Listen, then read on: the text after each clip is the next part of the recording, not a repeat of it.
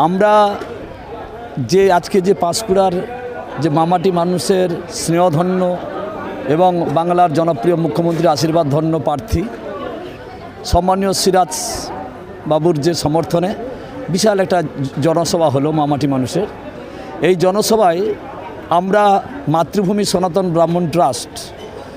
কয়েক শতাধিক সমস্ত পুরোহিত মণ্ডলীকে নিয়েই আমরা এখানে সমবেত হয়েছি।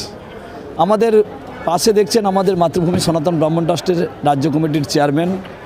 এবং মামাটি মানুষের লড়াকু নেতৃত্ব সম্মানীয় নির্মল শর্মা সহ আমাদের সনাতন ব্রাহ্মণ ট্রাস্টের বৈদিক পণ্ডিত আমাদের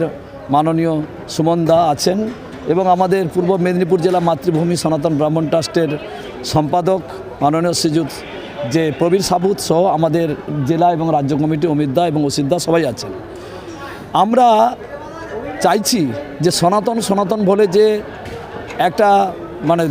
বিশেষ রাজনৈতিক দল যে চিৎকার করছেন, যা তিনি হচ্ছেন অসুরের ন্যায় সারা বাংলার কাজ করছেন, যারা সেই বিজেপি সরকারকে প্রতিহত করতে, বিজেপির মানে যে প্রার্থীদেরকে প্রতিহত করতে আমাদের সনাতন ব্রাহ্মণ ট্রাস্টের পক্ষ থেকে অঙ্গীকার করছি যে আগামী যে 23 এপ্রিল এই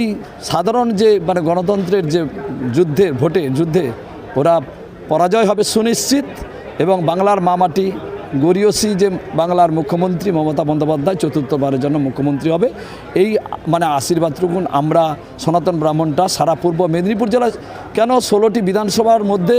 এবং আমাদের 294টি বিধানসভার মধ্যে আমরা চাইছি যে আমাদের মামাটি মানুষের সরকার আবার পুনরায় মানে আসুক, যতই করবে হামলা জিতবে আবার বাংলা, এইটুকুন বলে সবাইকে ধন্যবাদ। আমার নাম শ্রী অশোক কুমার পণ্ডা, মাতৃভূমি সনাতন ব্রাহ্মণ ট্রাস্ট রাজ্য কমিটির সাধারণ সম্পাদক।